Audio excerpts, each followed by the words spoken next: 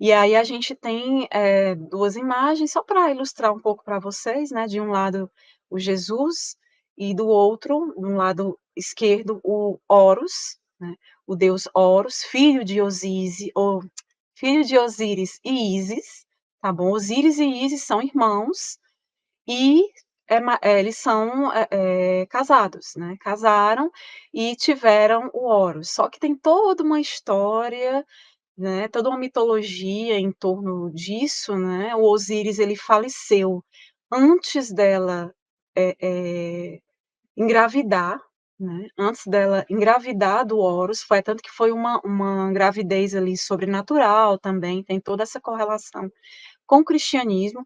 O Osíris ele foi assassinado pelo outro irmão, Set, que eram 4 irmãos, né, Ísis e Néftis, irmãs gêmeas, Osíris e Set. Set representando ali toda a maldade, é como se fosse o diabo, né, o Satanás, a coisa lá ruim, né. Então, ocorreu esse assassinato do Osíris, e aí ela engravida ali, vou mostrar mais na frente algumas iconografias do templo de Luxor, mostrando essa história, e ela consegue ali uma gravidez sobrenatural e Horus nasce.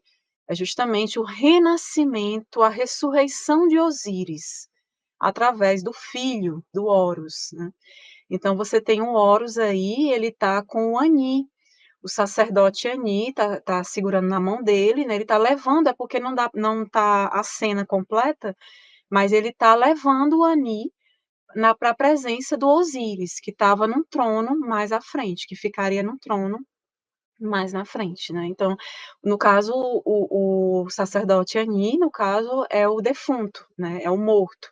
Aí eles estão naquela parte ali do julgamento, né.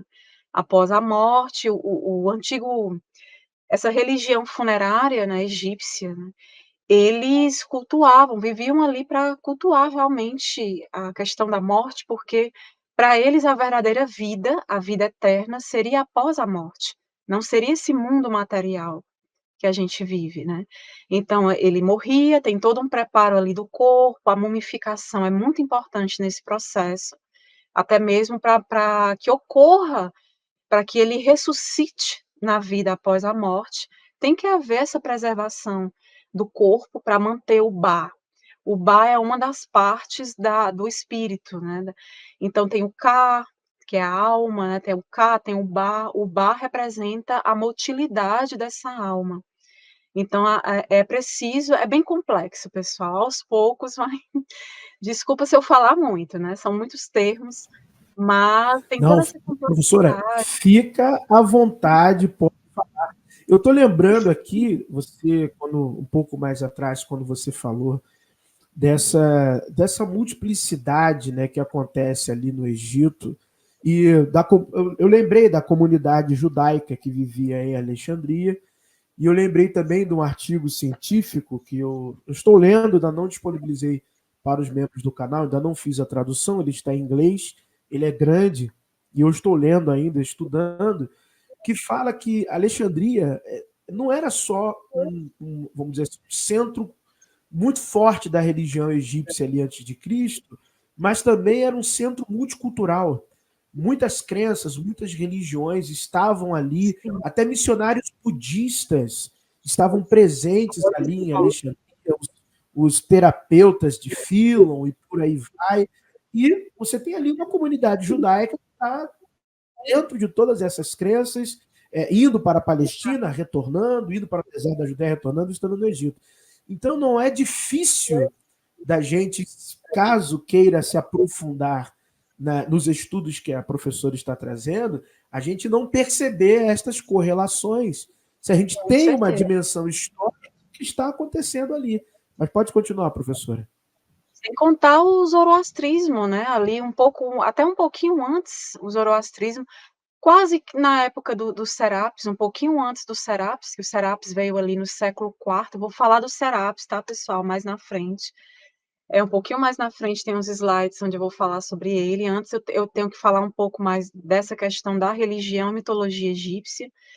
E, assim, qual era a escrita do Egito no século XIV antes da Era Comum?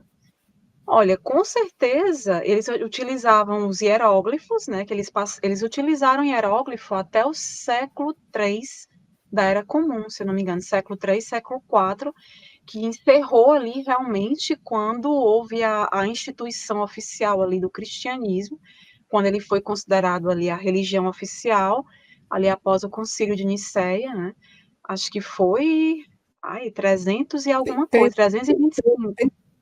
tem modalidades, professora, como se fosse assim, do século V ao X, era esse o nome da escrita, porque, Olha, por, tem várias graduações, tem a escrita sim, hierática, tem o copta. A hierática, ela já veio ali na época da dinastia ptolomaica, já existia o hierático, que era justamente uma forma, depois veio o copta, era uma forma de facilitar, porque a escrita hieroglífica, vocês veem que é muito complexa.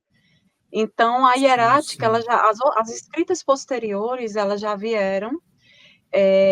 Eu não vou entrar muito nesse tema de falar detalhes de cada escrita, porque aí daria outra live, né? Daria outra Mas live, é. a hierática ela já veio com o intuito de facilitar essa escrita, né? Porque você Hum, imagina aí você o tempo inteiro, eu já acho fascinante o fato deles registrarem tanto em hieróglifos. Você vê que os templos riquíssimos em detalhes, né? Então, sim. é algo assim complexo de escrever, de desenhar. Eu tenho a maior dificuldade para desenhar esses Tem, símbolos, não vou mentir. tem, sim. Tem uma que eu posso estar falando besteira aqui, eu estou perguntando como leigo. Tem uma que não sei se é demótico ou demótica, eu Demótica também, exatamente. sim. A escrita demótica, inclusive você vê o demótico ali já naqueles papiros, naqueles textos de Nag Hammadi. Se eu não me engano, você já vê Hum, aqueles apócrifos, né, de Nag Hammadi. Então você já vê. Então sim. todas essas escritas que vieram posteriormente, mas até o início, até o século IV, ali, início do século IV da Era Comum, ainda era utilizado o hieróglifo. Lógico que as outras Hum, escritas começaram a aparecer na época da dinastia ptolomaica, ali já tinha bastante de várias outras escritas, né? É tanto que a Cleópatra, ela teve a preocupação de fato aprender ali os hieróglifos, a escrita hieroglífica, ela estudou, ela fez questão de interessante, aprender. Mas eles já interessante. começaram a utilizar outras escritas para facilitar, porque era bem complexo, né? Você está ali o tempo todo escrevendo em hieróglifo, né? E lembrando, pessoal, que esses encantamentos, né? Esses encantamentos do livro dos mortos, eles datam ali de 3.000 do terceiro milênio antes da Era Comum, que já tinha todo esse processo dessa religião funerária, né? Essa religião mágica egípcia, então já tinha tudo isso.